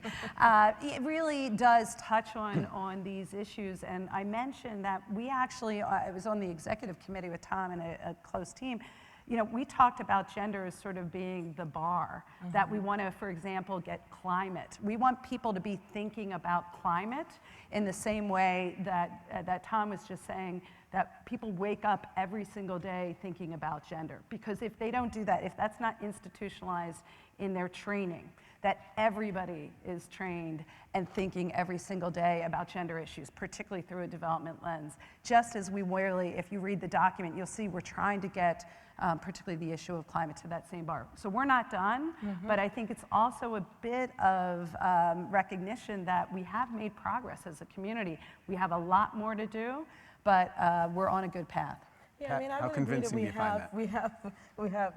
we have made progress, but I'm not sure that, you know, most of the folks that are working in the agencies are sort of getting up every morning thinking about gender. Would, you know, that were the case. I mean, we ourselves at Women Thrive have actually done, you know, also an assessment, and, you know, we have some available, women and gender in the QDDR at a glance. We had also done one for the 2010, and so I guess it depends on how you measure. If you measure the word gender or women, or if you measure, you know, sort of like, you know, the context within which it's mentioned. But, you know, from our analysis, there's certainly a lot less mention in.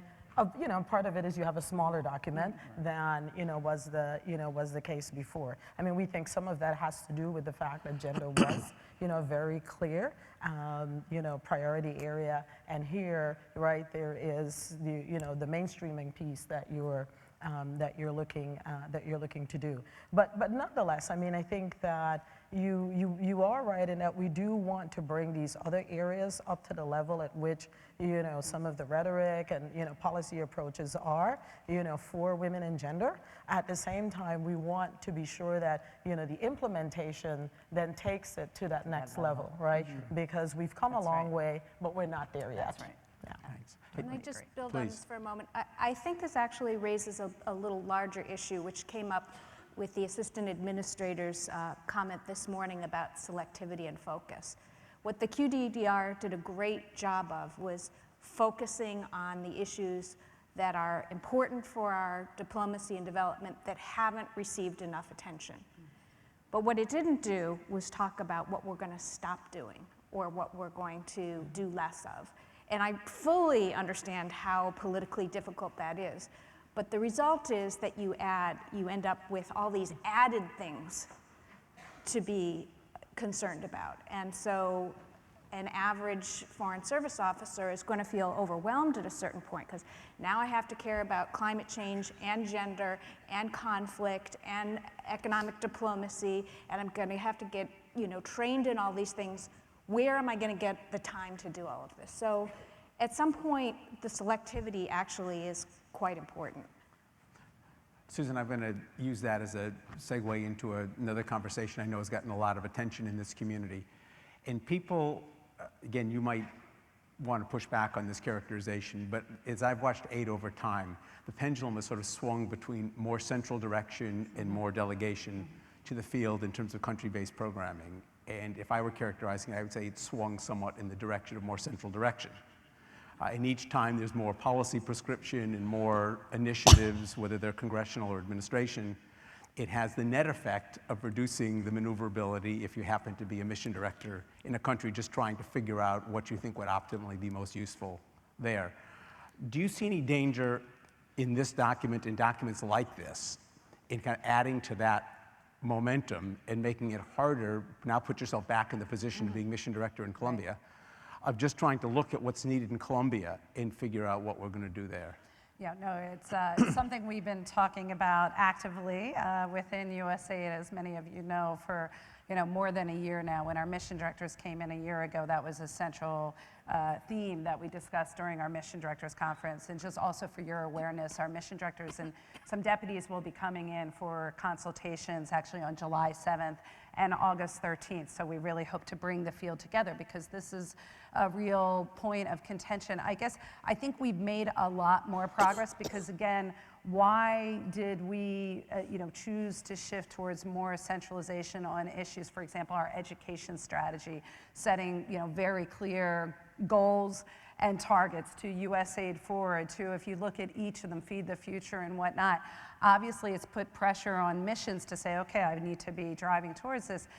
We have several mission directors in this week, as a matter of fact, for our Ending Extreme Poverty Summit, which we're holding tomorrow and Friday. And I met with two of them yesterday who were talking about, though, how the signaling, for example, our mission director in Uganda, Leslie Reed, was telling me yesterday how, I went to the Countering Violent Extremism Regional Summit coming out of the President's February Summit and thinking, like, how does that really relate to our strategy? Because we don't have that as a core development objective. And what I found is that they were talking about everything we were doing, from work that we're doing on youth to obviously service delivery and whatnot. And so we have so much to add to that conversation. And I think that's why we often think in terms of a bit of the stovepipes of the sectors. And it's really about development, again, as an integrated sequenced approach that we have so much knowledge that we have to offer as we move forward. So, and I was encouraged by our mission director from Mali yesterday. No DRG money, right? Obviously Mali, very important country in that respect, and how having an integrated approach towards working those issues, which may be signaled in the QDDR as democracy and governance and standing with civil society, but it's much broader than that. So your answer to this notion of the proliferation of initiatives and so on is the integration. It's the integration. It really is. And as we know, when you go out to the field and you're meeting with a governor or a mayor, he doesn't want to speak only about that one project, whether it's health or agriculture or microenterprise or whatever. He wants to talk about what's happening in his department or his community. And so how we think about an integrated approach, and the QDDR signals that in a way that actually, I think, in many ways, at least for our field staff, and we'll learn more this summer, actually provides that we have so much to offer to that conversation. I want to, in a way, compound the problem by focusing not for a moment on what's in the document, but what's not in the document. I say compound the problem because potentially that adds even more things to this list of what you could see as a to-do list or a set of objectives. But I'm wondering, and I'll ask each of you this question, as you look through the document, was there something you just felt badly wasn't there? In the sense you've talked about that on gender, but I'm going to give you a chance to amplify that. And also I'm wondering, Diana, as you read it, what would you have wished to see there that wasn't there? Well, it's an interesting question because there are the little things and there's the big things.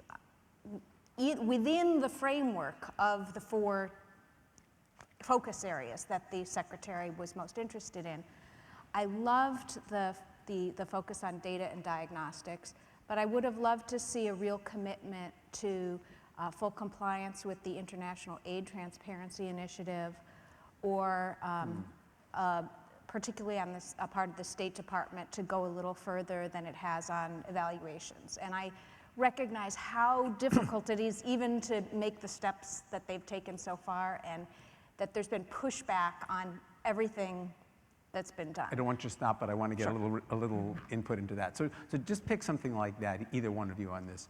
Those are 2 pretty straightforward things, the transparency initiative, going further on evaluation, things like that. Do you think they fell prey primarily to just trying to keep a concise document and stay focused on a limited number of things, or was that somehow just a little, stretching just a little bit too far, it just wasn't quite time yet to go further on those? So I'd say 2 things. One, which is a little bit of a call to action, is the period to advocate is not over, and that's why reports like yours are so useful, because the implementation guidance, if the process works right, we will be crescendoing up. You either go with a really big launch with lots and lots of specifics and shiny objects and sort of coast off that, or you sort of start here and try to build up, and that's the theory, and we'll either succeed in it or we won't. But I think it's a good time to keep putting specifics on the table or reasserting those specifics, and this is an area. We sort of had a rough rule that if we got to the point that we needed 2 acronyms in a single sentence, we were getting too granular. Some of that was the internal things, and you're saying the DAS from EB will go over to, all that sort of stuff.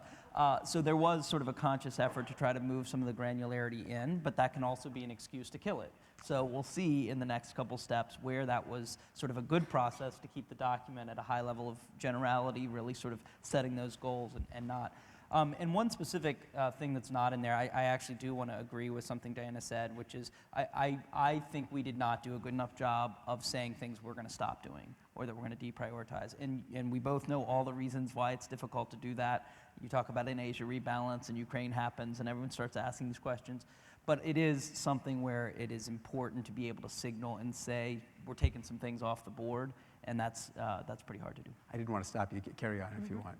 So on the big picture, and I don't think this was ever part of the discussion of what this QDDR would be about, but I would have liked to see a QDDR that dealt with the lessons that we've learned from Iraq, Afghanistan, Pakistan, and what our diplomacy and development needs to do differently given what's happened there. You want to speak to whether that was considered as an element in the document? I'm happy to jump in a little bit there. I mean, first of all, the draft you didn't see that Tom had us all review before one meeting was over 200 pages, and there were lots of acronyms, and it was very detailed, and some of it I loved, and others I was like, why are we putting this in there? But obviously, we made a decision corporately, and the secretary made the final decision to really have a focused, and he said this, if those of you who were at the May launch last year, he said it is not going to speak to every issue. He really wanted to focus on several issues. And he held us as an executive committee accountable to that. But speaking to what Diana said, 2 things. I mean, one, on the selectivity and focus, which as you know is a core tenet of the Presidential Policy Directive on Global Development, which really drives our agency every single day. And we are starting a new round on selectivity and focus. We do not feel we've made progress, but as the ambassador said, there's a lot more progress to be made, and we have to make some tough choices.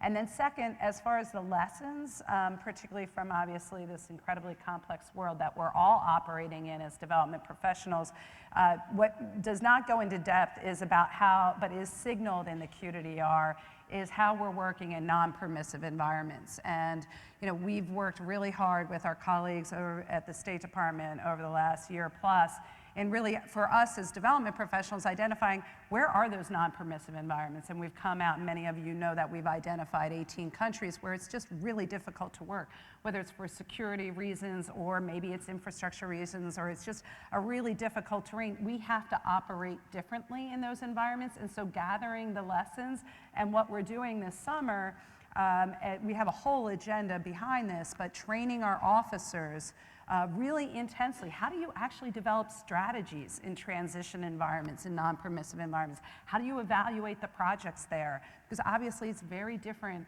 when you're working in that type of environment. How do you take care of your staff? I'm sure all of you see that from where you sit, that you're often sending staff again and again into these really difficult environments. We have to do more as a development community. And then obviously the security issues. The other thing I just wanted to signal that I think is truly significant about this QDDR is the discussion on risk. And Tom mentioned that at the very beginning, but we often think about risk as getting out beyond the wire and obviously physical risk. And those are clearly lessons we've learned. But this QDDR really signals the importance of thinking about programmatic risk when we invest in certain areas. Had we, for example, working with a local partner, is that a greater risk, and are we willing to take that risk? And how do we mitigate and manage for that in order to deliver sustainable results? To obviously political risks. And reputational risk, because all of us, when we, for example, obviously use U.S. government financing, it comes with a different set of risks, as Tom is just even describing, having been on the outside, working, running an NGO and being out there compared to when you're really working in a different way, representing the United States government. One of the things that I think we would have liked to see, a lot more of a discussion about was also this whole piece about local solutions, you know, and not only on the development side, but also on the diplomacy side. You know, some of the things that you're talking about in terms of risk, in terms of working in, you know, non-permissive environments, you know, answers and solutions to how we can work more effectively in those contexts, it's really going to come from the people on the ground. Absolutely. And of course, by no surprise, I'm going to say we really need to be talking to, you know, women and women's organizations as well, but even, you know, other representatives from, you know, other, you know, marginalized populations, right? You know, religious minorities, ethnic minorities, and so, exactly. And so, you know, but I realize that, you know, things like gender, cross-cutting, things like local solutions are really more about, you know, the implementation strategies and the way you're going to go about doing the work. And I would really encourage that as you're developing the action plan, that those pieces come in, because that's where the rubber is going to meet the road in terms of, are we really able to be effective? You know, are we making change and seeing transformation, you know, on the ground, and are those going to last? Yeah.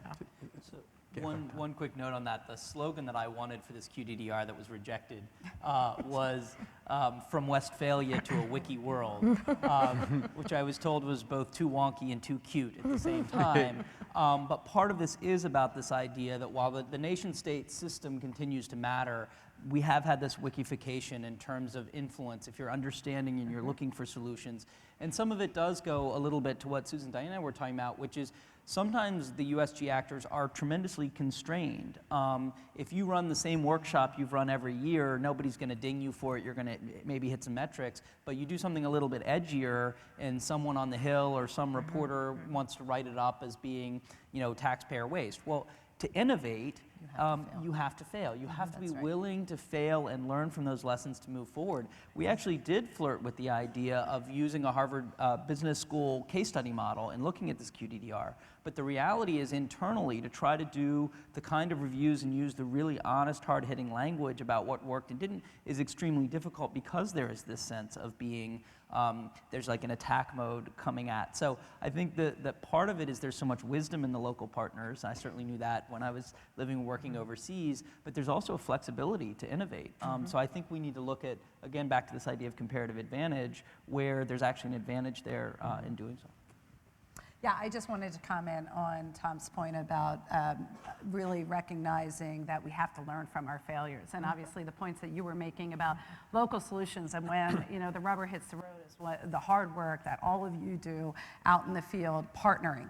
It is not easy, and development is a risky business, and we're going to partner, and we're going to find an organization is not as strong as we thought. We're not going to be able to achieve sustainability. So one of the things that we've done within USAID over the last year, and this is probably the first time I'm talking about it publicly, but is to actually have failure sessions as we're doing these summits, and particularly really moving the agenda forward on science, technology, innovation, and partnership, having our officers talk about what has worked and what hasn't worked. Not just the euphemism of here are the challenges. No, I tried this didn't work, here's why it failed, and what, most importantly, what did we learn from that? And I've done this in India, South Africa. I just came back from Peru 2 weeks ago running this session, and I really encourage you, if you haven't done this within your own organizations, to really take it, take it to heart, because we are not going to achieve these really transformational results that we all,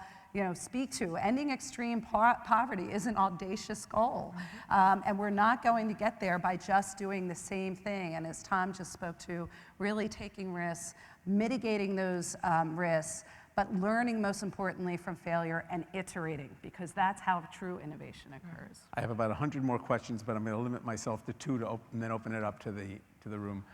The next to last one has to do with where this fits in the political cycle. And it's one thing to undertake a conversation like this when you're early in an administration. It's another when you're toward the back end of an administration. Even irrespective of which party would come in next, it's going to be a different president the next time, and presumably a different Secretary of State, and so on. I'm guessing that the logic of trying to have these things timed when they are is to have them overlap those transitions, but I'm wondering how much realism there is in that? How would you expect this to figure, if at all, in the debates that go on around the campaign? And what allegiance or identification would you expect the new administration to have with it? And when does the Congress get involved in a conversation of that sort? That's a complicated question, but I'm really just trying to place the QDDR now in a political cycle. So we were doing an event yesterday at CSIS on inclusive economic growth, hosted by one of the top advisors to Romney in the last campaign, and one of the things he said was, I certainly hope if a Republican administration comes in that they will do this. You heard Anne Marie Slaughter say, and like me, she's got a vested interest in it, that at this point it would be crazy not to do this again.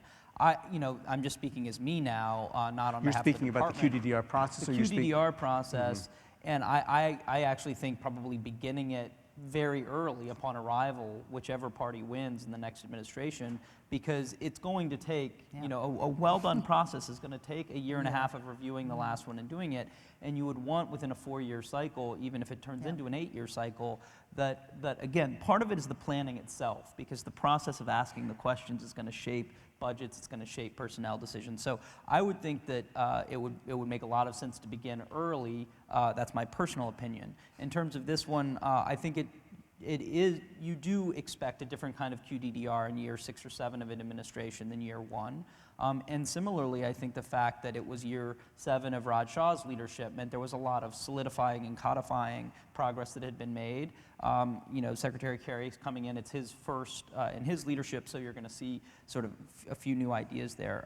So I think in terms of cycling, the more and the sooner it gets integrated into the overall budgeting and strategic planning processes that are ongoing, the JSP, et cetera, the more effective it's going to be. And if you transport yourself back to when you're on the Hill and imagine yourself being on the receiving end of this, would you basically be biding your time now to wait to see how it translates into operational language and plans and budgets?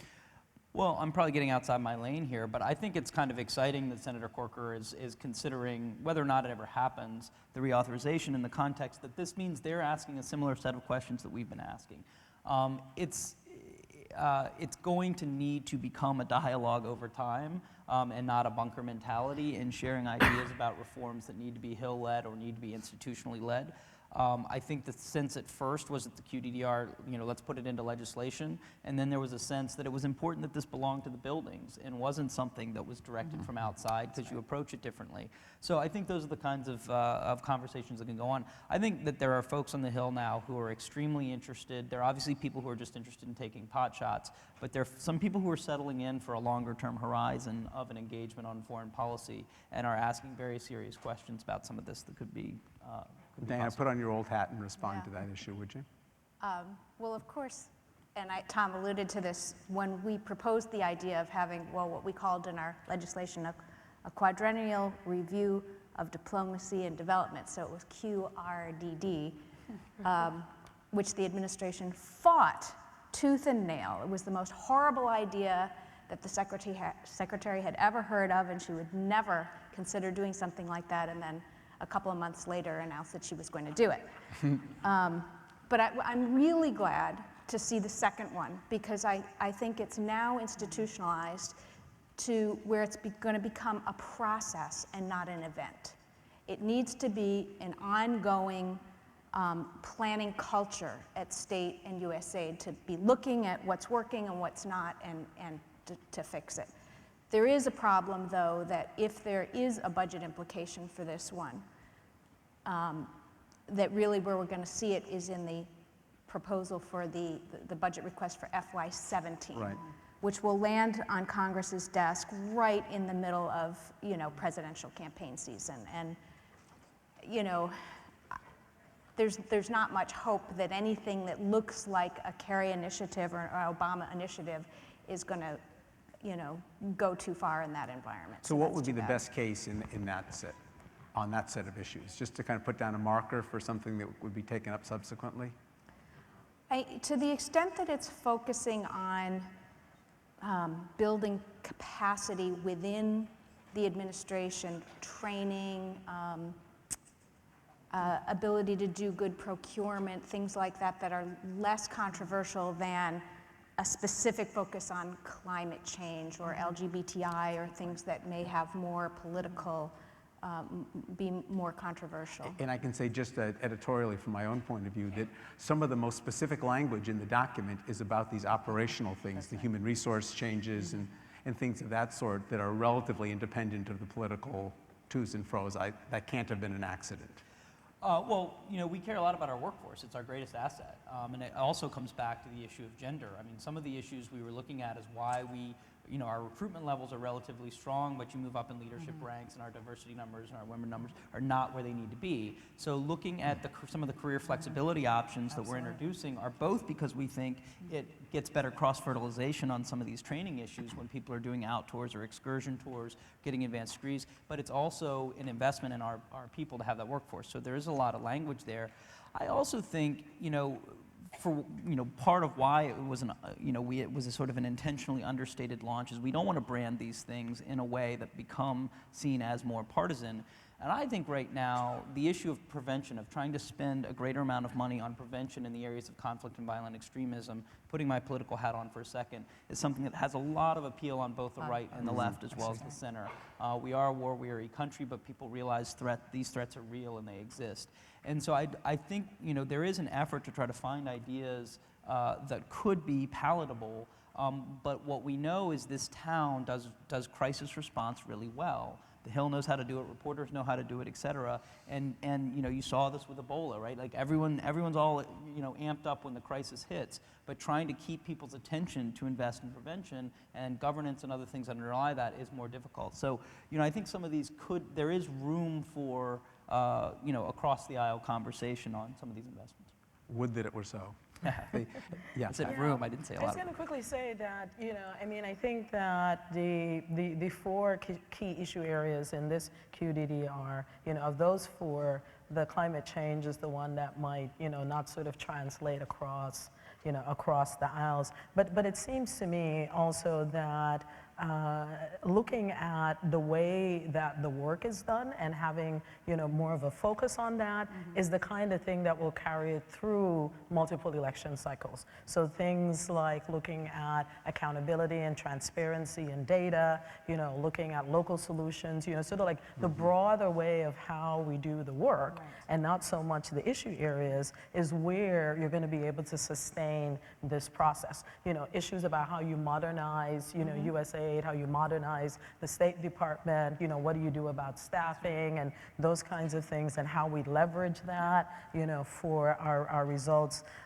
Those are the things that will cross the aisles, right? And when you start to begin to sort of be specific about issues, then, it becomes a more political process. I'd like to end my part on the charge that Tom tossed out for us before in terms of what the community can best do to stay involved in this process and try and shape it going forward. As you'll find out in a second, it's not a shy community. In fact, as you found out over the last year or so. But one of the things that I think is always difficult for us is to figure out where a voice is most useful and where the leverage points actually are.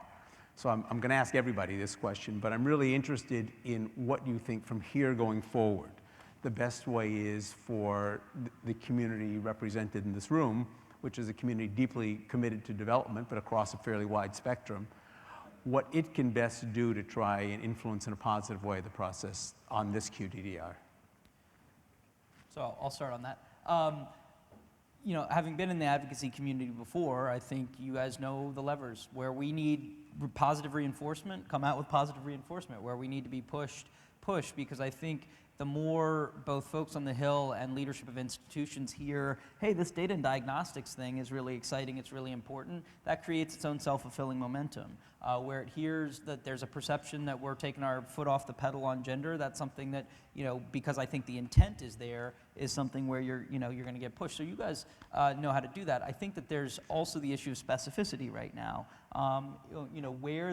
Where specific ideas are put on the table, particularly those that can be implemented with relatively few resources, you know, those are valuable, valuable reinforcement. So it's still an idea time. I think what we're seeing sort of is more or less a month-long launch, because we're doing a series of events around town and around our buildings. We're doing a town hall leadership meeting with AID later today, and then June is really going to sort of be putting the implementation plan together and then going sort of quarterly from there. So it's a great time to be offering concrete ideas as well as carrots and sticks where we need them. Thanks. Susan? Yeah, I think where the community is so important, and I really saw this with the first QDDR, is holding us accountable. You said this in the QDDR, you were going to do this. You were really going to make evaluation and evidence-driven decision-making an important part of development. How are you doing on that? The question that came up earlier about transparency and having the evaluations on what the ambassador was talking about was obviously our Development Experience Clearinghouse, which many of you know about, and I would also add the DIV, our Innovation Ventures. And obviously, those kind of things where you hold us accountable, because you can say, you said this in the QDDR, or this is what, and not just this QDDR. I think, you know, this is a series of really operational improvements of how we are trying to be, you know, as effective, and what Diana was talking about was obviously what they were trying to do from a Hill perspective, as effective using the tools of diplomacy and development to achieve real results and for the U.S. to lead. So we look forward to that accountability, because that helps, it helps push us, and we wouldn't have put it in there if we didn't think it was important. Pat? I mean, I think for the community, as you say, it's important for us to continue, you know, to hold the government accountable. I think to continue to have conversations. There are a lot of avenues for that. There's Modernizing Foreign Assistance Network. There's Interaction. There's Women Thrive. You know, so I think that's important to do. I think it's also important for us to think about, you know, the next administration, the community, you know, in terms of what are the kinds of things that we want to, you know, propose to candidates about what should be, you know, our agenda for development and for diplomacy, and to really begin to craft that and to begin to shop that around so that, you know, candidates understand that this is an important issue. You know, that we are the experts and we know what needs to be done. We have lots of recommendations for them so that we push that forward in terms of ways that sort of help to keep the process moving as we know it should be moving, right? Because you could get lots of interesting ideas about what we should be doing as we go through this process in the next year and a half. So I think that's going to be important for us to do, to raise our voices as a community about what we know needs to be done if we're really going to make the world a better place, you know, for people to live in. Thanks. Diana? Here's my concern as an advocate, and I should mention that both Pat and I are principals at the Modernizing Foreign Assistance Network. As advocates, we often go either to the top level, the policy, you know, the top decision makers, or the people within the agencies who already agree with us. And there can be a big push from the secretary, from the administrator to do something. And there are nodes within each agency or department that want to do this. But there is tremendous resistance within the bureaucracy to almost any kind of change. And so I often feel like we're pushing and pushing, and the people we talk to agree with us and want to do it, but it still doesn't happen, and I don't know how to solve that problem. Okay, then that's a good time to turn it back to the room. I want to really thank all of you for indulging us in this conversation, and I want to open it up to all of you. If you have what's really a comment, you don't have to pretend it's a question. You can really make it as a comment and join the conversation. We've got about 20 minutes to do that, but do please try and keep whatever it is brief. I'll recognize hands. Okay, over here.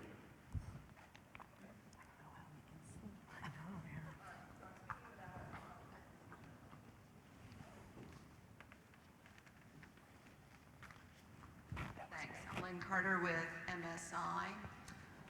Apart from the issue of alignment of budget with priorities, which I think is a major one given the growing scale of the CVE problem, it strikes me that the implementation landscape for CVE programming, particularly on the development assistance side, is extraordinarily fragmented. and not always very coherent. Now, I'm not part of the US government. I see this from an external perspective, and I could be flat out wrong. But I've seen everything from tiny, idiosyncratic interventions that aren't attached to analysis and are unlikely to have much impact, to much more robust efforts that are firmly grounded in analysis. But even those robust efforts meet problems of scale in many of these countries. Since you're working on the implementation plan for the QDDR, and since integration is part of the answer on the resource side of the question, where are you going with this? How do you bring together all these different agencies who now have a seat at the table to work together in firmly grounded country strategies that obviously pay a look at the region that those countries are in, since this is a cross-border phenomenon? Thanks. It's a hard question, but let's try it. Yeah, I'm happy to start. Thank you, Lynn, and thanks for all your work, obviously, on this and going back years on this issue. Many of you recall that one of the first policies we issued 4 years ago was our development response to violent extremism and insurgency, because, as you just pointed out, this is not a new phenomenon. We're at a new stage. And I think one of the reasons why we chose to, if you look at the 4 areas, this is the first area we chose, or the secretary really chose, to focus on, because we really need to put a spotlight on that. And coming out of the February summit that the president hosted, more than 65 countries here, and then leading up to UNGA, that we have to get away from what has unfortunately been in the past, either small fragmented approaches, as you said, or not evidence-driven interventions, and instead just throwing the money at the problem. That's really why we did the policy with many of you 4 years ago, is because coming out of the last decade, we felt so many resources had been placed on this issue, but we weren't learning. Again, getting back to learning from what works, what doesn't work, and whatnot. So going forward, what I just would want to put forward, and this was in the earlier draft that we left some on the cutting room floor, but we actually had, coming out of the summit, as many of you know, there are 8 work streams that we're focusing on. I won't list all 8, but it obviously involves everything from civil society to governance to women and youth issues to obviously working on citizen security. So now having an action agenda based on evidence, and the first work stream is learning, which we're co-hosting USAID with the State Department, CSO, and USIP. It's great to have Nancy Lindborg there now, because we have to learn from what works, what doesn't work as we move forward. And not just we, the United States. That's what's so important, I think, going into UNGA is obviously this is a global problem. And to see the response, we put that summit together in 6 weeks' time, coming out of the attacks in Paris, recognizing, and the response was incredible, because this is a global phenomenon that really is going to require everyone's engagement. It's a whole of society issue, and looking at how we engage and how we move forward. And as far as then the resources, and I think this gets back to what Tom and Diana were signaling, obviously going into the request, how that works, because right now the resourcing is fragmented, and yet I think we can also use that to our advantage in order to bring a lot of different players to the table, as I was just talking about, from our mission director in Uganda, saying we're doing a lot of this work on the ground. How do we add that into the conversation? Anyone else want to speak, Tom? Yeah, I'll just add another quick component of this that are reinforced, which is we've got to, in addition to the bureaucratic issue of how many different alphabets and everything are there, which is a problem, we have a little bit of what I would call the Stephen Colbert problem, which is everybody thinks they know the truth in their gut, and they're not looking at evidence. They're not looking at facts. And his famous line that there are more nerve endings in your gut than in your brain, but you have to look it up in your stomach. So if you look at this, part of this is whether or not we're actually sharing the same set of facts. And I'll give a parallel to the CVE space that has seen some progress, which is constraints to inclusive economic growth. And here we've already seen something grow out of the QDDR process, which is state trying to engage with aid on the HRV modeling in this area. And in fact, for the first time when they did a training a couple weeks ago, over half the participants were from state on looking at the constraints to growth diagnostic. you had MCC people in the room as well. Now, a lot of those people were folks that we had been engaging through the QDDR process and talking about this kind of work. So just as one piece of it, the way in which we use information diagnostics in these spaces has got to be a place where at least some of the deliberation happens. Thanks. Other hand. One back here.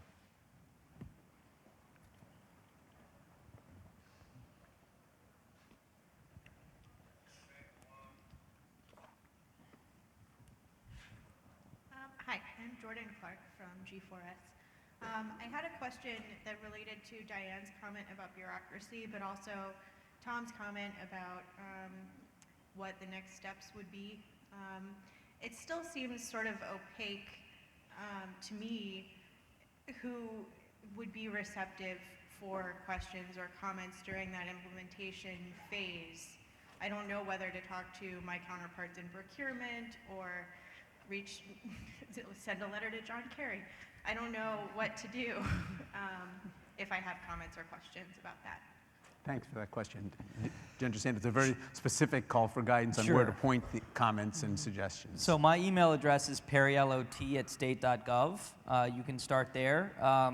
We also have QDDR ideas at state.gov, which ends up getting to me anyway. But you're absolutely, I think, can go to Susan, to Ambassador Lenhardt, to John Kerry. Deputy Secretary Higginbottom has certainly been a tremendous leader as co-chair of the QDDR process. So I think that any of those are good input places. If and when, not if, when implementation taskers go out, there'll be some, I think it'll be public who's going to be owning different pieces of that, and that'll be another engagement point. But again, we've tried to run a participatory process and as transparent of a process as we could, and we'll hope to continue to do that. Thanks. Other hand.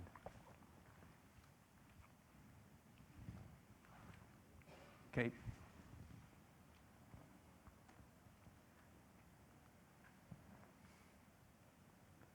I need a little bit of help from the people who are the spotters of the microphones because it's really hard to see the hands from here. Thanks. I'm Eric Redding from Chemonics. The discussion of risk, both physical risk and programmatic risk in QDDR was very interesting. And my question relates to where is the right place to build programmatic risk into the program cycle? Is it when we're developing global strategies? Is it when we're designing individual programs? Is it within the implementation as implementing partners find places to take risk? Or should we be creating specific structures for risk taking and contain the risk to there, like the Global Development Lab or OTI? I think that's probably you, Susan. I think it's, it's really throughout the whole program cycle, from the time that you're developing a strategy, your country development cooperation strategy, recognize, and here are the development objectives that we hope to achieve collectively as a community within 5 years, but here are the assumptions and here are the risks, to your project design, to obviously all the way through to the procurement cycle. We just had a GAO report done, many of you saw it on our G2G assistance looking at 29 countries, and one of the things that struck me was in 25 of those cases, we didn't talk about the risks at all, the assumptions and whatnot. And so really putting it on the table so that you can put into place what are we doing most importantly to mitigate, to acknowledge, to really put it on the table. And as Tom said, having this conversation with Congress, because I think often where we shy away from the community is, oh, if we put this on paper, if we put this in black and white, this could end up being in a place. But no, we need to acknowledge, and I think the conversations that at least we've had informally with the Hill is that they recognize this and they want us to be, really much more forward-leaning on that. But that being said, so the QDDR really does signal, obviously, that we need to have this dialogue further. To your second point about then whether in certain areas such as OTI and the lab, which those of you who've worked with them would say, wow, using the BAA, for example, to really co-design with using a lab intervention is risky and a little bit different, or OTI, obviously, which has more than 2 decades of experience, but it's a cultural change. I mean, when we were in Peru, one of the things that we were talking about, and I think this gets to Diana's point about the bureaucracy, right? And you've all read Andrew Nazio's articles on this as well. It's how do we change the culture so that there's an acknowledgement of risk, but also not that we're just taking risks carelessly. Obviously, we are responsible for the US taxpayer dollars, so how do we manage and mitigate that and really work it through the entire program cycle to implementation, because it doesn't end with the design and with the award. As we know, it's every single day the work that you all are doing out in the field, partnering in many different ways. There are inherent risks that are involved. And so most importantly, how do we manage that? How do we allow the flexibility? That's the other thing we are hearing loud and clear from the field, is just the flexibility to make those adjustments. And if Ann May Chang was here, our executive director of the lab, who really grew up in Silicon Valley, she would say, in order to iterate, because you have to be able to take risks, have flexibility, iterate, and then move in the other direction. And often we, as a community and the culture, we don't have that endemically in our systems right now. So that's one of the big changes we're moving forward. Yeah, I would just add a quick anecdote on this. I had an incredible team of almost all career folks for the QDDR process, including some great detailees from USAID. And at one point, we debated this issue about whether to create a most valuable failure award. And I will say there was universal opposition and disgust from people on the team that they would want to receive that even personally from the secretary and have on their file something that said most valuable failure. And I think it goes to this culture challenge. And if I can be even more blunt about it, I think there's a perception among many politicals who come in that people are really risk averse, and a perception among many career people that the political folks want everyone to take a risk, but then are going to be gone when the problem happens or thrown under the bus. There's both mythology and reality to that, but it is something that is only going to be solved over time when people do experiment, it doesn't go well, and they're still seen as rewarded or encouraged for having taken a smart challenge, a smart risk. And I think it goes back to your question about, do you create something that, to some extent, one way to break out of that is to create something that is sort of a safe space for that, like the lab. You might call this the charter school model, where in general, in the public sector, you're only defined by your failures, but the idea of experimentation, for better or for worse, was sort of baked into and branded into the idea of charter schools. The challenge at state in particular, I think, is when something is created that is other, it is also often then killed or undermined or seen as a threat in that way. And you could argue some of the recent innovations have met that fate. So this is a genuine challenge, and I think all of the actors in it, politicals, career, Hill, journalists, need to understand the dynamics that create that space, because if we don't solve that problem, it has real implications back to your point earlier for America's national security and our interests, our ability to address extreme poverty. When we can't do that, if we become too stuck, real people suffer. Yeah. That was a great answer, and I'm tempted to stop on it, but we can take one more. Is there one more? Okay. Lucy Phillips with IDI International. My question is about whether you've looked at the political cycle and the effect on management of procurement, because the procurement reform process that took place at the beginning of the Obama administration seemed to have good intentions, but actually created a couple of years with almost no procurement. And now that we're looking at a change of administration, again, I'm wondering whether that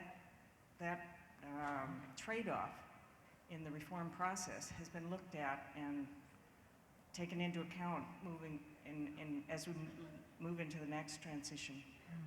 Maybe a little beyond the QDDR question, but I think sure. timely. Procurement reform remains a top priority, and I believe many of you attended the M Management Summit in early March, where Angelique Crumley and the team really spoke to this. And we recognize, obviously, that there was a slowdown, as particularly getting back to Larry's question about the centralization, the reviews of procurements to ensure that they really met the bar in a way and really helped us advance on the reforms moving forward. But just to reassure you, many of you have heard about the Administrators Leadership Council, which our former Administrator Shah started about 2 years ago. We meet every 2 weeks, and every quarter we have intensive reviews on targets and data. And that still continues, even though the administrator has moved on. And one of the things we really look at is how are we doing on PALT and how are we doing on procurement. We recognize we still have a lot of work to do in that area. And I think, it's something as the mission directors are coming in, and I'm hearing from many of the mission directors that they want to put that at the top of the agenda for discussion, because we do, getting back to the earlier discussion, which was, it's really about the flexibility and the agility and being able to move quickly and responsively. So we look forward to that continued dialogue on that. Thanks. I want to ask you to please join me in thanking the panel for not only being a great panel, but for being great sports.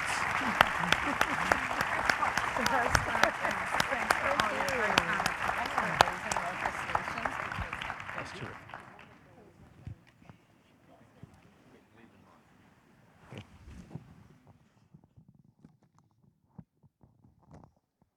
Thank you, Larry.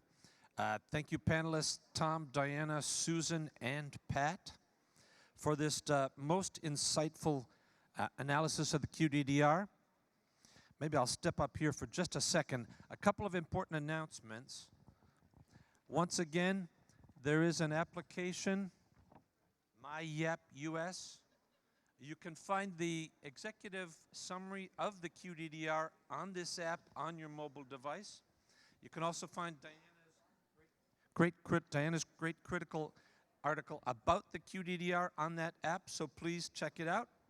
We're going to have a break in the schedule now. We're on time, and we're going to have a 30-minute break for you to grab more coffee. Please visit the exhibits across the hall and in the exhibit room. You can catch up on your email or maybe just meet with some old friends. Our first set of breakout panels will start in 30 minutes. They take place near the registration tables. They start at 11:30. So we're still on schedule. We'll see you back here for lunch at 1 p.m. So we have breakout panels now. Thank you, everybody.